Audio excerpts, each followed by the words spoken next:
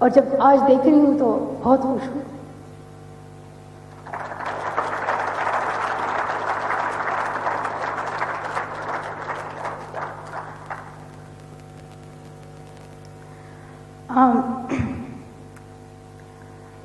मैं 1999 में पैदा हुई।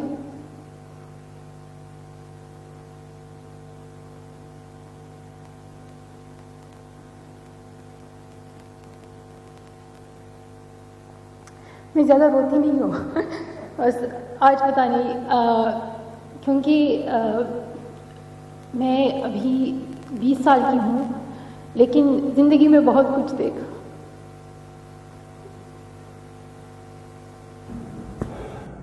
हेलो स्टूडेंट्स, चलें आज आपको एक छोटी सी कहानी सुनाता हूँ। ज़रा क्रोनोलॉजिकली मैं आपको एक थोड़ी सी छोटी सी कहानी सुनाता हूँ। एक लड़की थी, उसका नाम था गुल मकई। 1997 में वो पैदा हुई और अपने माँ बाप के घर पैदा हुई, स्कूल जाने लगी, पढ़ाई करने लगी। लेकिन 2007 में, और ये बच्ची पैदा हुई थी स्वात में। पाकिस्तान का एक बहुत ही खूबसूरत इलाका है जिसे जन्नत नज़ीर कहा जाता है।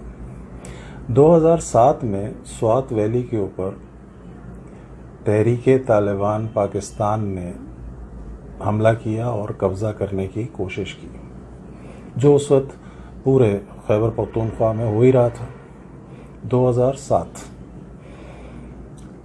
फिर 2008 इस लड़की ने, गुल मकई ने और उसके वालिद ने पेशावर प्रेस क्लब के सामने तकरीर की, और वो तकरीर इस तनाजुर में की कि तहरीक तालिबान पाकिस्तान जो है वो लड़कियों के स्कूलों के दुश्मन थे और वो उनको तबाह कर रहे थे। और ये बच्ची एक स्कूल में पढ़ती थी जो उसके वालिद रन करते थे। तो 2008 में उसने पेशावर प्रेस क्लब के सामने एक बहुत ही जानदार तकरीर की, और उस तकरीर का मौजू था how dare the Taliban take away my basic right to education, कि तालिबान मुझसे मेरी बुनियादी तालीम का हक कैसे छीन सकते हैं। ये तकरीर बहुत मशहूर हुई। उसके बाद 2009 ये गुल मकई जो है, इसको बीबीसी वालों ने अप्रोच किया और वो बीबीसी का एक प्रोग्राम करने लगी। रोज़ाना वो अपने रोज़मर्रा के मामलात के मामले में एक डायरी लिखती थी जो बीबीसी उर्दू नशर करती थी। 2009 में ही पहली दफ़ा ये लड़की गुल मकई पहली दफ़ा हामिद मीर के प्रोग्राम कैपिटल टॉक में नज़र आई और लोगों पूरा पाकिस्तान उस और लड़की को पहचानने लगा। 2009 में ही जब ये कैपिटल टॉक में आ गई तो 2009 में ही न्यूयॉर्क टाइम्स का एक रिपोर्टर था एडम एलिक, उसने इस लड़की के साथ मिलके एक डॉक्यूमेंट्री बनाई, क्लास डिसमिस्ड। 13 मिनट की डॉक्यूमेंट्री थी। ये डॉक्यूमेंट्री भी बहुत मशहूर हुई। फिर उसी साल 2009 में एलिक ने एक और डॉक्यूमेंट्री बनाई, अ स्कूल गर्ल्स ऑडिसी। अब 2011 में इस लड़की को इंटरनेशनल चिल्ड्रंस पीस प्राइज मिला, गुल मकई को। फिर 2011 में पाकिस्तान से उन्हें नेशनल मलाला पीस प्राइज दिया गया। 2012 में, अब 2011 में तो इनको पाकिस्तान से अवार्ड मिला, 2012 में इस बच्ची की जो जितनी भी अचीवमेंट्स थी उसके सिले में तहरीक तालिबान पाकिस्तान ने उस बच्ची को कत्ल करने की कोशिश की जब वो अपने घर जा रही थी स्कूल से, और उस पर फायर हुए और उसको गोलियां लगी। ये वाक़या तकरीबन तमाम लोग पाकिस्तान में जानते हैं, बड़ा मशहूर वाक़या है। उसके बाद जो कुछ भी हुआ, वो बच्ची जिस तरह रेस्क्यू हुई, वो भी सब कहानियाँ, सब वाक़यात जो हैं वो सबको बहुत अच्छी तरह अज़बर है। फिर उसी साल 2012 में उसको मदर टेरेसा अवार्ड दिया गया। और उसी साल 2012 में हमारे उस वक्त के पाकिस्तानी सदर जो थे आसिफ अली जरदारी साहब, उन्होंने तकरीबन $1 करोड़ का बच्चों की तालीम का फंड जो है उस लड़की के नाम से जारी किया। 2012 में 3 काम हुए। एक काम ये कि उस लड़की को गोलियां लगी, दूसरा उसको मदर टेरेसा अवार्ड दिया गया, और तीसरा उसको आसिफ अली जरदारी साहब की तरफ से $1 करोड़ का तालीम का जो फंड है वो उसके नाम से जारी किया गया। 2013 में ये लड़की 500 लोगों के दरमियान यूनाइटेड नेशन की असेंबली में न्यूयॉर्क सिटी में तकरीर करने खड़ी हुई। फिर उसी साल 2013 में उसे UN prize in the field of human rights से नवाजा गया। फिर 2013 में टाइम मैगजीन ने उसे 2013 की बाअसर और बारसूर शख्सियात में से उन शख्सियात में शामिल किया जिनमें से वो एक थी, और मलाला की तस्वीर जो है वो आप टाइम मैगजीन के कवर पर पूरी दुनिया में शाया हुई।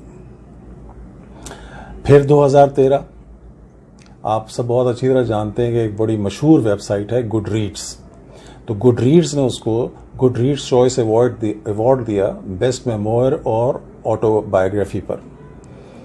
फिर 2013 glamour award for the girls hero, ये एक और अवार्ड था। फिर 2013 सेमन डू बवॉर प्राइज उसको दिया गया। फिर 2013 उसे सखारा प्राइज दिया गया। फिर 2013 उसे एम्बेसडर ऑफ कॉन्शियस अवार्ड से नवाजा गया। 2013 तक वो ये सब कुछ करती रही। कौन? वो जिसका नाम मैंने आपको पहले बताया, उसका नाम था गुल मकई। 2013 तक ये सारे अवार्ड्स वो ले चुकी थी। 2014 में वो दुनिया की सबसे कम उम्र नोबेल लॉरिएट बनी और उसे नोबेल पीस प्राइज दिया गया। 2014 फिर 2014 में एशिया गेम चेंजर अवार्ड उसको दिया गया। फिर 2015 में उसको शॉटी अवार्ड फॉर टीन हीरो का अवार्ड दिया गया। फिर 2015 में इस लड़की ने लेबनान में एक स्कूल खोला जो सीरिया से आए हुए महाजरीन के लिए था, और उस स्कूल की पूरी देखभाल और उसका जो खर्चा था वो सारा मलाला ने बर्दाश्त किया। अब मैं उसका असल नाम ले रहा हूँ, मकई गुल मलाला यूसुफजई। और 2015 में उसके नाम से एक बड़ी मशहूर डॉक्यूमेंट्री बनी, ही नेम्ड मी मलाला। ये भी बहुत मशहूर डॉक्यूमेंट्री थी जो उसकी ज़िंदगी के बारे में थी। और फिर उसकी अपनी एक किताब, अपने हाथ से स्केचेस बनाई हुई किताब 2017 में सामने आई, जो उसने खुद बनाई थी, मलालाज मैजिक पेंसिल, जिसमें उसने अपनी ज़िंदगी को ड्राइंग की सूरत में जाहिर किया। ये चंद अचीवमेंट्स हैं। अगर मैं अचीवमेंट्स उसकी बताना शुरू करूं तो इतना वक्त नहीं है, वीडियो बहुत लंबी हो जाएगी, लेकिन ये चंद चीज़ें हैं जो एक आम पाकिस्तानी नौजवान को कम से कम पता होनी चाहिए। अच्छा, 2017 में उसकी किताब थी मलालाज मैजिक पेंसिल, वो आई, और 2020 में आज से 1 साल पहले उसने ऑक्सफोर्ड यूनिवर्सिटी से ग्रेजुएट कर लिया। ये उसकी तालीम के दौरान 2007 से लेकर 2020 तक की अचीवमेंट्स मैंने आपको बताई।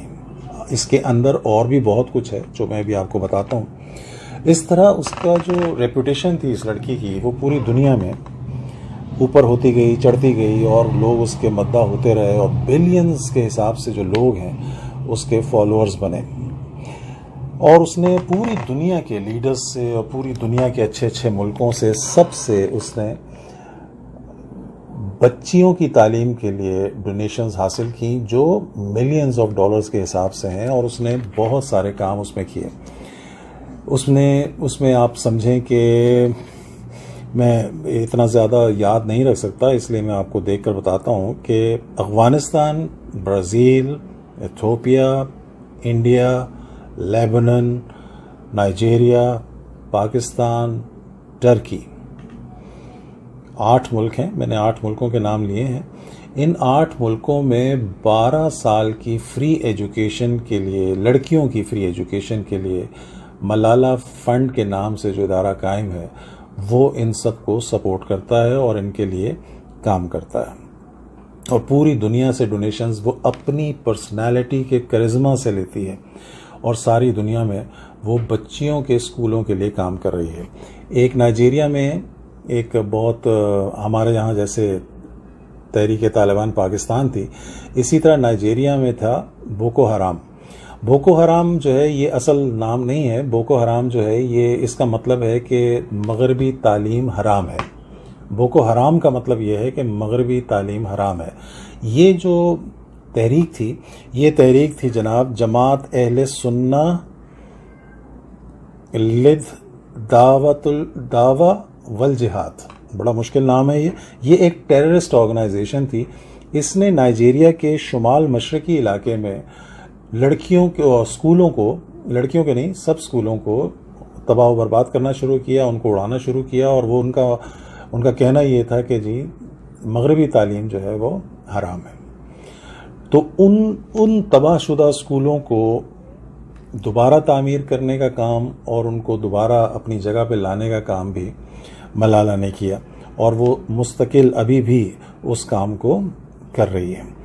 तो सारी दुनिया के लीडर्स जिस बच्ची के सामने खड़े हो जाएं, उसे खड़े होकर जब वो आए तो खड़े होकर तालियां बजाएं, जब वो किसी लीडर से मिलने जाए तो लीडर खड़े हो जाएं, जब कनाडा की ऑनररी सिटीजनशिप उसे दी जाए तो जब वो पेपर पे साइन कर रही है बैठकर, तो पीछे कैनेडियन प्राइम मिनिस्टर खड़ा हुआ है। पूरी दुनिया में उस लड़की की, उस बच्ची की जो इज्जत है वो हमारे नौजवानों के लिए बहुत ही ज़्यादा इंस्पायरिंग हो सकती थी, लेकिन नहीं हुई। कि उसकी एक ख़ास वजह है कि वो क्यों नहीं हुई। फिर दूसरी बात ये कि हमारे यहाँ पाकिस्तान में बहुत मुख्तलिफ तरह के लोग हैं जो इस लड़की को लेट डाउन करने के लिए हर वक्त हमवतन मसरूफ़ रहते हैं। अब उसमें कुछ लोग तो ये हैं कि जो उसकी इस शोहरत से जलते हैं, ये तबका कम है ख़रा, लेकिन ज़्यादा तबका वो है जो ये नहीं चाहते कि हमारे पाकिस्तान के नौजवानों का रोल मॉडल वो लड़की बन जाए और ख़ास तौर से लड़कियों का रोल मॉडल बन जाए।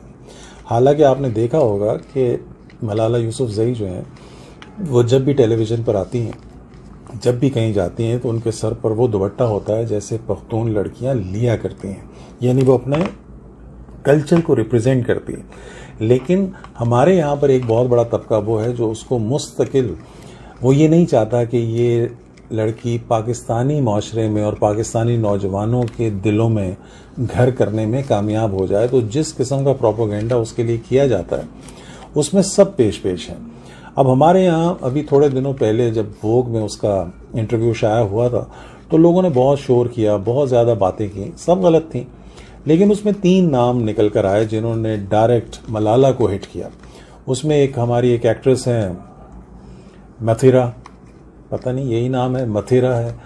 दूसरी वीना मलिक हैं और तीसरा एक पाकिस्तानी ड्रामे का एक्टर है, क्या नाम है उसका, फिरोज़ खान।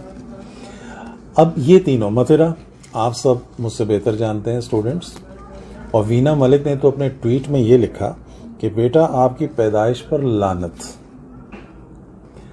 और फिरोज़ खान साहब ने ये कहा कि ये वेस्ट का पपेट है।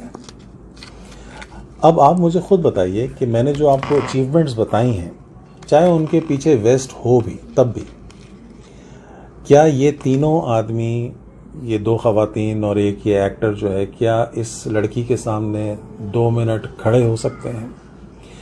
इनका बात करना बनता नहीं है। लेकिन हमारे यहाँ पर यही होता है कि कोई आदमी जब बात कर रहा होता है, जब क्रिटिसाइज कर रहा होता है, तो वो बिल्कुल ये ख्याल नहीं करता कि वो खुद किस लेवल पर है और वो किस लेवल के आदमी के लिए बात कर रहा है। और मैं अपने नौजवानों से, ख़ास तौर से लड़कियों से ये कहता हूँ कि जब आप इंस्पायर होते हैं, जब आप ऊपर देखते हैं और आप ये देखते हैं कि आपको किस आदमी को फॉलो करना चाहिए, तो वो लोग आपसे आहिस्ता आहिस्ता हमारी सोसाइटी में छीने जाते हैं। तो मलाला भी उन लड़कियों में से है या उन हीरोज़ में से है जिसको छीनने की कोशिश आपसे मुस्तकिल की जा रही है। तो इस ट्रैप में, इस बहकावे में मत आए।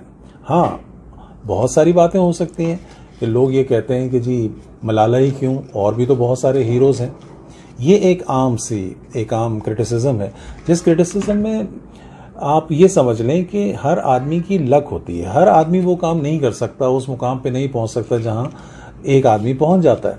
तो ये लक भी है। हम ये नहीं कहते कि सब कुछ जो है उसकी मेहनत है। जाहिर है उसने जो कुछ भी किया, जो भी उसकी अचीवमेंट्स थी, कोई ना कोई पीछे एक हाथ है। लेकिन आप ये देखें कि वो उन हाथों को, उन नादीदा हाथों को किस तरह इस्तेमाल कर रही है, और वो दुनिया में एक ग्लोबल सेंसेशन बनी हुई है और पूरी दुनिया उसके आगे पीछे होती है। और ये हमारे लिए बहुत फ़ख्र की बात है कि वो एक पाकिस्तानी बच्ची है, पाकिस्तान से प्यार करती है और पख्तूनख्वा के कल्चर को प्रमोट करती है, वो उससे मोहब्बत करती है, वो उसे छोड़ना नहीं चाहती।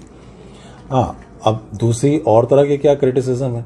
मैं जल्दी बात इसलिए कर रहा हूँ कि वीडियो का जो टाइम है वो ज़रा कम हो, आप उससे बोर ना हो। लेकिन जो चीज़ें मैंने आपको बताई हैं वो बातें आपको, अगर आप बहुत सारी वेबसाइट सर्च करेंगे तो आपको पता चलेंगी। ये सारा कुछ मैंने क्रोनोलॉजिकली एक जगह जमा करने की कोशिश की। अगर आपको याद ना रहे तो आप उस वीडियो को बार बार देख लें, आपको समझ में आ जाएगा। लेकिन असल मसला हमारे यहाँ के रवैयों का है कि हम ऐसी पर्सनैलिटी को सामने क्यों नहीं आने देते, उसे हम अपने सर आँखों पे क्यों नहीं बिठाते। हालांकि हमें ऐसा करना चाहिए। उसकी वजूहात सिर्फ यही हैं कि हम ये नहीं चाहते कि हमारे नौजवानों को कोई असली हीरो मिले जिसे वो फॉलो करें। और अगर वाकई लोगों ने उसे फॉलो करना शुरू कर दिया, ख़ास तौर से नौजवानों ने, तो फिर पाकिस्तान का क्या होगा, फिर इन बुज़ुर्गों का क्या होगा। और ये मैं पहले भी अपनी वीडियोस में कह चुका हूँ कि मेरे जो मुकाबिल हैं, मैं जिनको बात सुनाना चाहता हूँ वो नौजवान हैं, और नौजवानों को इस आगे पाकिस्तान को चेंज करना है, संभालना है। हम लोग इस दुनिया में नहीं होंगे, तो हमारा ये फ़र्ज़ है कि हम आपको जो सच है वो बताने की कोशिश करें, और हम आपको ये बताएं कि किसको फॉलो करना है और किसको फॉलो नहीं करना। ये बिल्कुल ऐसे ही है जैसे आप ज़रा सी बात पर इसराइल का बायकॉट करने की बात करते हैं, लेकिन आप ये भूल जाते हैं कि इसराइल का बायकॉट करने की कीमत क्या है। वो कीमत आपको कोई नहीं बताता, आपको लोग जज्बाती करते हैं। इसी तरह मलाला का मामला भी है कि मलाला को आप बायकॉट करने की जो कीमत है वो क्या है। और दूसरा ये कि कौन सा उस लड़की ने ऐसा कोई जुर्म कर दिया है जिसकी वजह से सारे उसके पीछे पड़े हुए हैं। लड़कियों की तालीम के लिए काम हो रहा है ना, वो कोई शराब के अड्डे तो नहीं, वो कोई कसीनो तो नहीं बना रही, तालीम के लिए काम कर रहे हैं। लेकिन ये काम भी नहीं होगा। ये बिल्कुल ऐसे ही है जैसे आप ईदी के पीछे पड़ गए थे, ईदी के पीछे हमारे उलमा पड़े हुए थे, इसी तरह और लोगों के पीछे भी तो फहरिस्त बहुत लंबी है, लेकिन उसी में से एक मलाला भी है।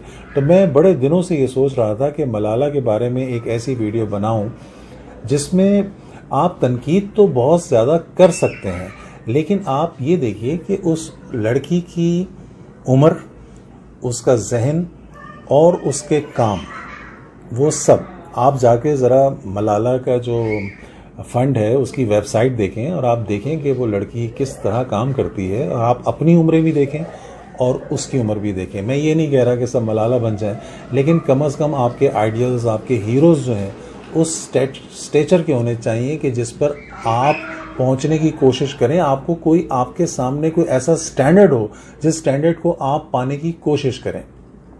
तो नौजवानों के लिए ये बहुत ज़रूरी है। मैं फिर ये कह रहा हूँ कि बुज़ुर्गों से मेरा कोई लेना देना नहीं, बुज़ुर्गों से मेरा कोई काम नहीं। मेरा काम है अपने मरने से पहले मैं अपने नौजवानों को वो सही आइडियल्स बताऊं जिनको वो फॉलो कर सकें। बहुत